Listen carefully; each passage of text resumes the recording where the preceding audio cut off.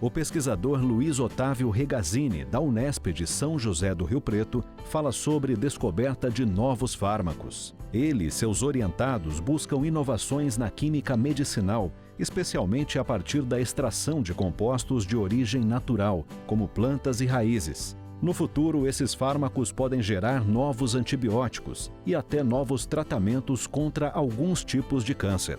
O Ciência Sem Limites começa agora. O Ciência Sem Limites está no ar. E como vocês puderam ver na abertura do programa de hoje, o assunto é descoberta de novos fármacos.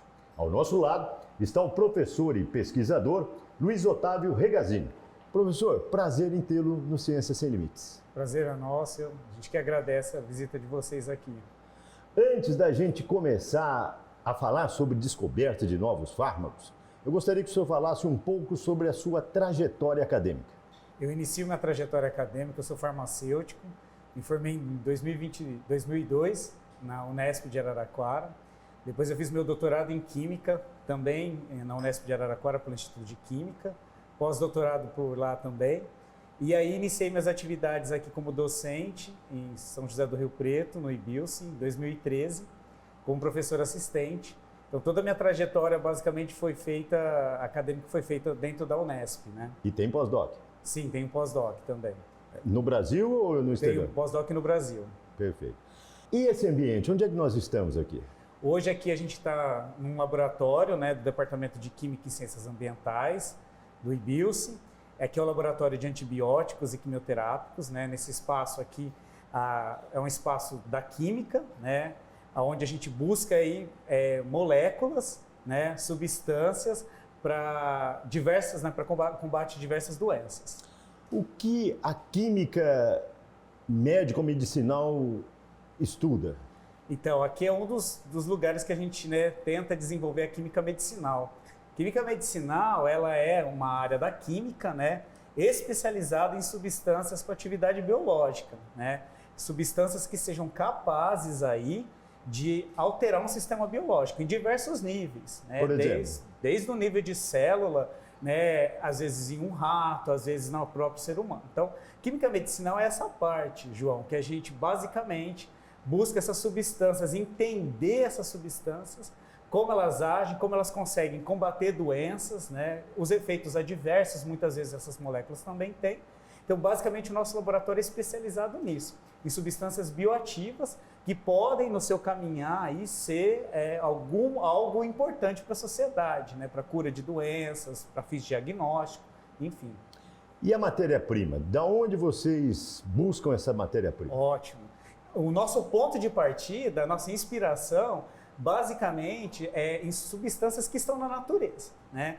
Então, o primeiro olhar que nós da química medicinal nós temos é buscar essas moléculas na natureza. Por quê? Existe um motivo disso. O motivo disso é que as substâncias que frequentam a natureza, elas convivem nos sistemas biológicos. Então, elas já vêm preparadas, elas já vêm com algumas propriedades importantes. E a gente se apropria dessas propriedades, melhora essas propriedades no laboratório, utilizando reações químicas, utilizando a rotina da universidade, né, no laboratório, e a gente começa o que a gente chama um processo de domesticação. Então, o que seria esse processo de domesticação? A gente pega essas moléculas da natureza e começa a ensiná-las, né, domesticá-las, a falar e melhorar a sua linguagem biológica. E tem uma função específica também ou não? Sim. Nós dedicamos algumas funções, né? Duas principais, aliás, funções que nós temos aqui é buscar moléculas que estão no campo dos antibióticos, que vão combater micro-organismos, né? E aí bactérias, fungos, alguns tipos de vírus também, alguns tipos de parasitas. E por um outro lado também algumas moléculas que sejam capazes de atuar aí contra o câncer, diversos tipos de câncer. Então, basicamente, esse é o foco dessas substâncias bioativas. E o interesse, o ponto de partida dessa história está muito relacionada a essas substâncias estarem na natureza. Então, a natureza, uma planta para se defender, por exemplo, de um herbívoro, né, de alguma lagartinha, de uma praga, né? De uma praga, ela vai produzir essas substâncias. E aí a gente, poxa, olha, essa substância ela tem algumas características que a gente... Será que ela não pode combater algumas bactérias, por exemplo, que causam doenças em humanos ou em animais, etc. Então, a gente começa com esse ponto de vista. O senhor disse bioativos, da natureza.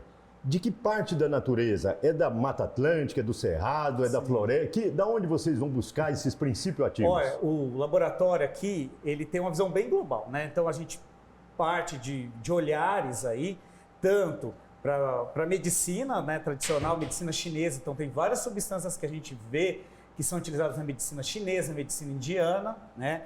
Também muitas substâncias que estão na nossa flora, que estão inclusive aqui no campus, né? A gente tem estudado plantas que estão no campus, né? Então a gente tem bastante esse olhar. Hoje, o ponto de partida, o início nosso, basicamente, é o quê? Algumas plantas, principalmente da Amazônia. Então a gente tem uma parceria, né, com um grupo das universidades do Amapá, Federal, Estadual, Instituto, e a gente investiga muitas plantas que são da Amazônia e alguns micro-organismos que também estão associados. E mais hoje, na natureza, a gente também começou a estudar os cogumelos. Os cogumelos também são fontes interessantes de substâncias bioativas. Cogumelos naturais ou produzidos em estufas? Os dois. A gente tem tanto trabalho com os cogumelos cultivados, como também com cogumelos selvagens, né, coletados na natureza do jeito que eles se desenvolvem. Nessas pesquisas, vocês pesquisam para descoberta de novos fármacos ou fármacos existentes para melhoria dele? O nosso foco é principal em fármacos totalmente inovadores, radicalmente inovadores. O que significa isso? São substâncias que não são descritas para esses fins. Então, o foco nosso são em substâncias totalmente novas, substâncias, na grande maioria, substâncias inéditas, né? Também existe um trabalho um pouco mais na paralela, com algumas substâncias um pouco mais descritas, mas o foco principal nosso são nas substâncias inéditas. O senhor falou que pesquisas princípios ativos para o câncer. Por que ainda determinados tipos de câncer é muito custoso e ainda não tem descoberto para tratamento?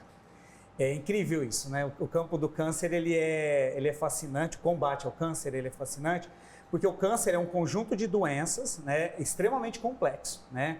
Então, cada câncer carrega aí algumas características moleculares que o faz diferente dos demais. Então, esse é o grande desafio, né? Quando a gente fala em câncer, existem vários tipos de câncer e combater esses cânceres são um pouco mais complicados. O foco do laboratório, basicamente, são os cânceres que envolvem mulheres, né? Mama, útero, alguns tipos de câncer de vulva também, né? Então, o laboratório foca nisso, basicamente, em câncer voltado para a saúde da mulher. Já tem uma luz no fim do túnel, algumas descobertas já promissoras?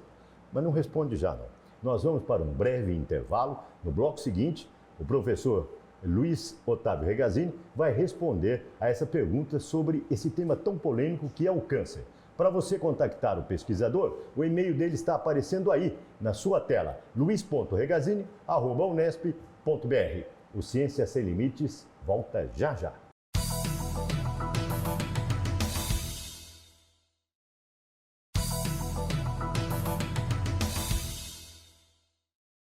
O Ciência Sem Limites está de volta. E como vocês puderam ver, o assunto do programa de hoje é descoberta de novos fármacos. Ao nosso lado está o pesquisador Luiz Otávio Regazzini, pertencente aqui ao IBILCE, do campus de São José do Rio Preto. No bloco anterior nós falamos por que é tão dificultoso descobrir novos fármacos ou substâncias para o combate ao câncer, professor. O câncer é um grande desafio até hoje, né? É a dificuldade que a gente tem em relação a buscar substâncias que combatem tumores, os tumores as células tumorais serem muito parecidas com as células normais. E aí o que acontece?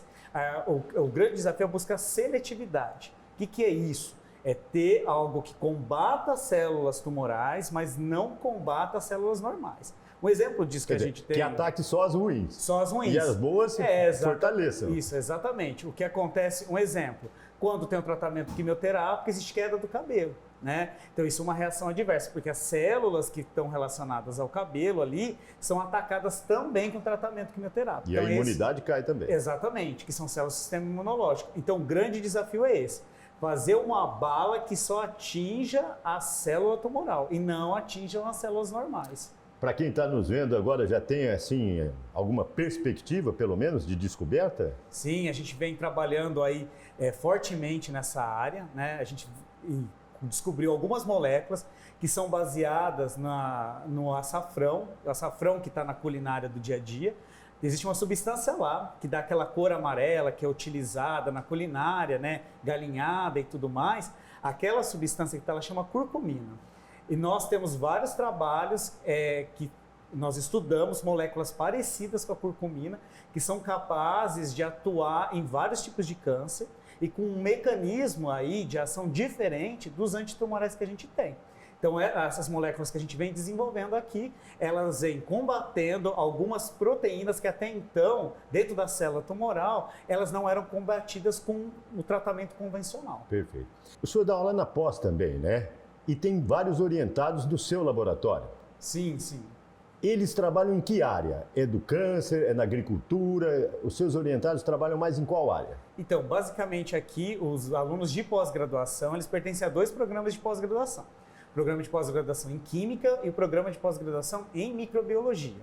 Nesses 2 programas, a gente recebe alunos de diversas formações e a gente busca aí trabalhar tanto com substâncias que vão combater micro-organismos, como substâncias que também vão combater o câncer. Então vamos assistir alguns depoimentos dos seus orientados, pode ser? Roda o vídeo.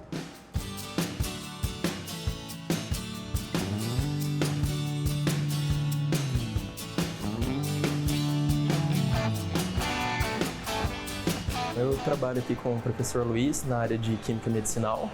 Atualmente a gente trabalha bastante com utilização de produtos naturais, ou seja, são compostos que de alguma forma a natureza oferece para a gente. E atualmente eu estou trabalhando com um composto que é muito utilizado na medicina chinesa. O nome dele é Licochalcona C. Só explicando um pouquinho, ele é da classe de flavonoides e é um nome técnico que chama retrochalconas, né? É um composto bem raro, que ele tem uma distribuição até que considerável dentro das plantas, principalmente a planta que seria o que a gente conhece como o alcaçuz chinês. Porém, mesmo assim seria necessário, por exemplo, a gente desmatar uma floresta inteira para conseguir alguns poucos gramas desse composto. Ele tem um efeito anti-inflamatório, antitussígeno, antibiótico. E aqui a gente começou explorando esse composto para outras atividades biológicas, ou seja, contra outras doenças, outros problemas que a gente vem enfrentando. No início do meu projeto, comecei tentando utilizar esse composto contra a tuberculose. Porém, no percurso a gente viu que os resultados não foram tão legais e a gente acabou adaptando para algumas bactérias que vem sendo um problema bem grande na questão de resistência bacteriana, que são aquelas bactérias que não sofrem efeito dos antibióticos convencionais. E a gente teve uns resultados bem interessantes. E como esse produto é natural, a gente tem uma certa dificuldade de encontrar ele, de extrair ele, ou seja, não é viável a gente pegar esse produto da natureza para ser utilizado.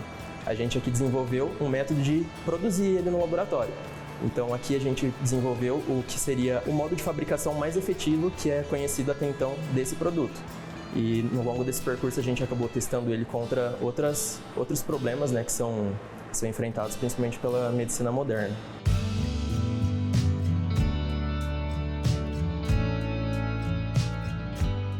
Bom, minha pesquisa, diferente da do Patrick, eu trabalho com composto de origem sintética. A gente faz modificações no composto da substância natural para potencializar essa atividade e assim obtermos um composto mais ativo contra o alvo biológico, que podem ser vírus, bactérias, fungos e qualquer outro tipo que a gente queira testar. Pode ser câncer também. O composto que eu trabalho chama Licochalcona H. Ele já foi sintetizado antes, mas a gente fez uma alteração na rota para sintetizá-lo mais facilmente e com um rendimento melhor. Então, além da síntese ser nossa, a gente ter refeito a síntese de uma maneira melhor, mais eficiente, a gente também testou contra alvos que ele não tinha sido testado antes. Inicialmente, a gente testou contra tuberculose, né, que é o Mycobacterium tuberculosis, mas ele não foi tão ativo contra o alvo que a gente tinha proposto inicialmente. Então, a gente testou contra outros, como bactérias gram-positivas, Staphylococcus aureus, que são bactérias resistentes muito persistentes na parte hospitalar.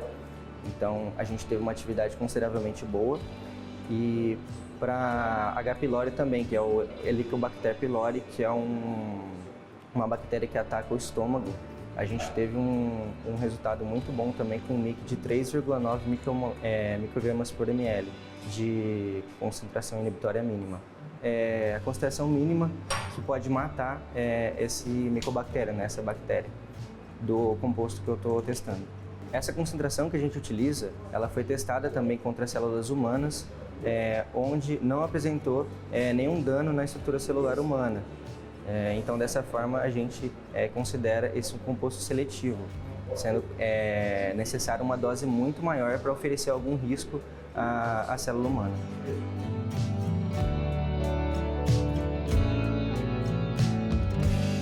Professor, parabéns pelos depoimentos. São alunos engajados não só no laboratório, mas também no assunto da pesquisa, né? Sim, eu tenho um grande prazer de tê-los, né, junto comigo. E eu acho que a grande essência da universidade são as pessoas. E nesse sentido eu tenho alunos extremamente competentes, extremamente hábeis aos desafios da sociedade. Parabéns. Professor, para quem está nos vendo, a universidade ela tem um limite de verba. Vocês aqui recebem verbas de órgãos de fomento para auxiliar na pesquisa? Porque se não tiver esse incentivo, a pesquisa não anda, né? Sim, a pesquisa que a gente faz é uma pesquisa muito cara e a gente precisa do apoio, né, desses órgãos de fomento. Então o laboratório ele recebe amparo da FAPESP, né, da Fundação de Amparo do Estado de São Paulo, do CNPq, da CAPES, e também o nosso laboratório ele faz parte do Instituto Nacional de Ciências e Tecnologia, o BioNat, que envolve biodiversidade e produtos naturais. Quer dizer, e além das bolsas para os orientandos também. Exatamente. O que move, né, como o orientando ele não tem um trabalho, basicamente, precisa receber uma bolsa. E a maioria das bolsas que os nossos alunos aqui recebem são bolsas da CAPES. Perfeito. Nós vamos para um breve intervalo. Para você contactar o pesquisador, o e-mail está aparecendo aí na sua tela. luis.regazini@unesp.br. O Ciência Sem Limites volta já, é um instante só.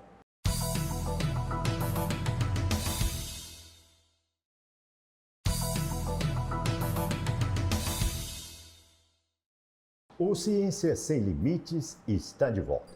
E como vocês podem ver, o assunto do programa de hoje é descoberta de novos fármacos. Ao nosso lado está o cientista, pesquisador Luiz Otávio Regazini, do IBILCE, campus de São José do Rio Preto. Professor, qual é o grande desafio da universidade nessa descoberta de novos fármacos? Então, a universidade, ela, principalmente no Brasil e no mundo todo, ela tem um papel central, né, que é buscar realmente novos fármacos, novos medicamentos, e isso em nível global. E o grande desafio hoje da universidade brasileira não são essas moléculas, nós temos essas moléculas, mas é fazer com que essas moléculas cheguem até as pessoas. E aí existe uma necessidade de ter uma relação da universidade com os demais setores da sociedade que vão conseguir trazer essas ideias, né, que nós temos e essas moléculas até os hospitais, as farmácias. Agora, quem está nos assistindo pode perguntar ou fazer essa pergunta. Quanto tempo demora isso, né? Não é da noite para o dia, né?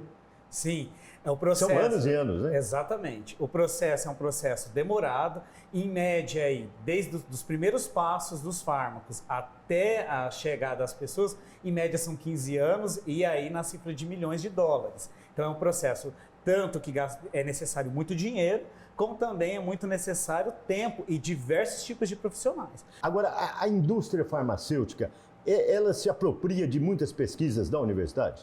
Então, no Brasil, isso não é uma cultura ainda, né? É algo que a gente deseja. E deveria, né? Sim, que a nossa indústria tivesse um olhar para essas pesquisas e a universidade também tivesse um diálogo com a indústria para, de fato, aí ter algumas soluções mais efetivas para a sociedade. Para o futuro, essas descobertas aqui do laboratório vão ser patenteadas?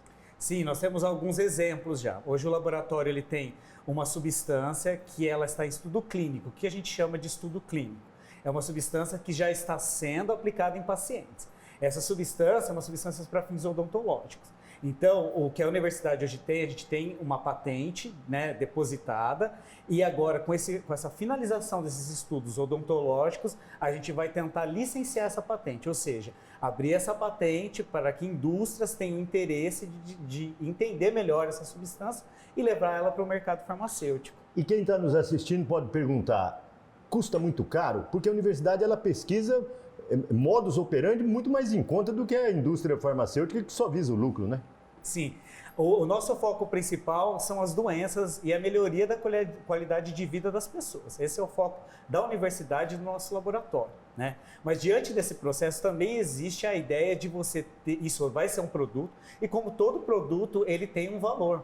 Então a universidade, ela traz essas ideias, traz esse conceito, e a indústria farmacêutica ela vai trazer a prática disso, que é colocar isso no mercado, e aí o preço vai depender muito das características que essa molécula tem. Perfeito. Nós estamos caminhando para o final, mas vamos assistir o depoimento de alguns orientandos do senhor. Roda o VT.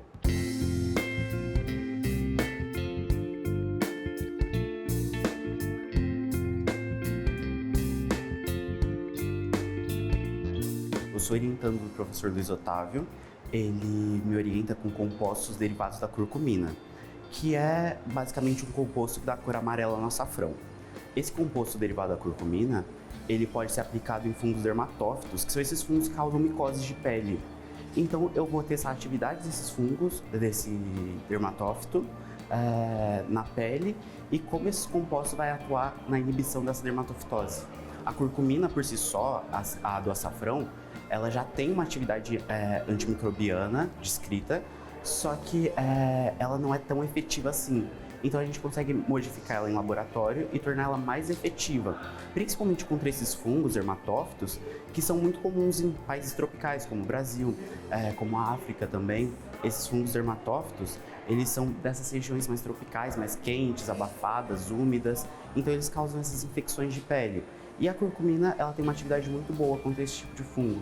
Eu já testei alguns compostos, eu sei que eles têm alguma atividade contra dermatófitos, então eu vou testar qual é a variabilidade de tipos de fungos que ele vai atuar e se essa atividade ela é seletiva, então se ela só vai pegar o fungo, não vai fazer mal à pele do paciente que vai fazer a utilização desse composto.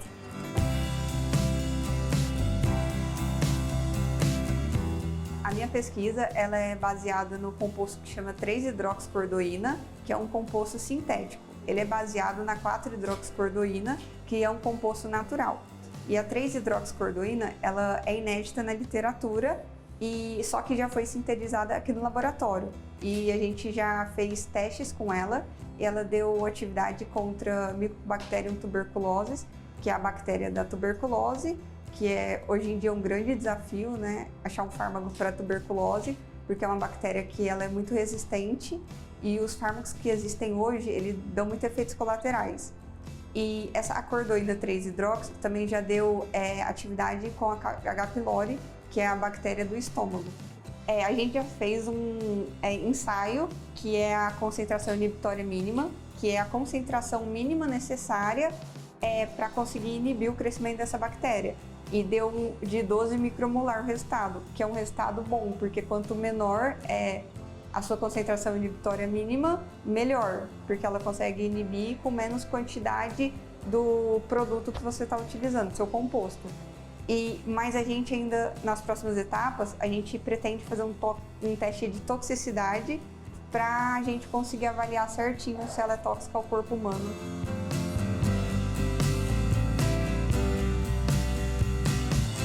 Professor, parabéns mais uma vez pelos comandados orientados, né? São estudantes extremamente dedicados. Nós estamos caminhando quase para o final e não falamos sobre as descobertas ou a pesquisa relacionada à agricultura. O que vocês pesquisam? E também os antiparasitários, para quais animais? Existe uma outra linha dentro do laboratório que a gente busca substâncias principalmente para tratar pomares de laranja e pomares de limão. A gente tem aí algumas substâncias, uma parceria com um grupo alemão, para desenvolver substâncias que combatem o cancro cítrico, que é uma doença que acomete os pomares do estado de São Paulo. E não tem cura, tem que erradicar quando... Exatamente, isso.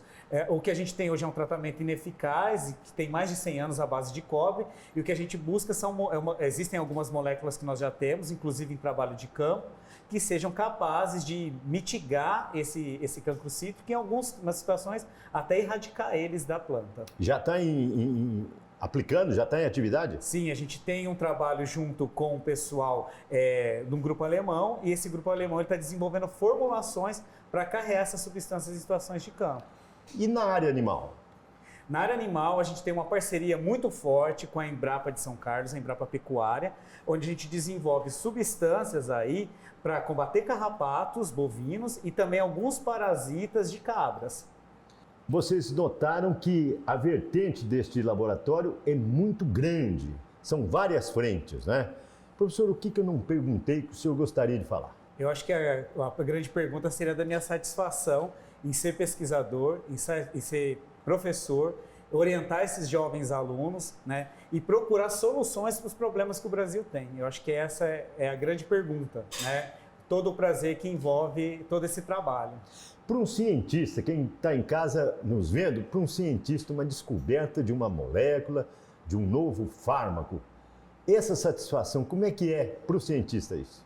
Exatamente. A gente tem um trabalho extremamente cansativo, extremamente árduo, mas no final disso tudo vem essa resposta, né? Que é uma grande descoberta. Isso traz uma grande satisfação, porque logo no momento depois que a gente descobre essas moléculas, a gente pode pensar nas possibilidades que ela pode mudar o mundo. Né? Pode-se dizer que é o pai de uma criança aí. Ou de várias, Ou né? de várias crianças. Exatamente. Parabéns pela sua missão, sucesso absoluto. Tá, joia. Muito obrigado. O Ciência Sem Limites fica por aqui. Para você contactar o pesquisador, o e-mail dele está aí na sua tela. É luis.regazini@unesp.br. Para conhecer mais, basta acessar www.ibius.unesp.br. Ponto final em mais um Ciência Sem Limites. No próximo programa, uma nova pesquisa, um novo pesquisador. Eu espero por você.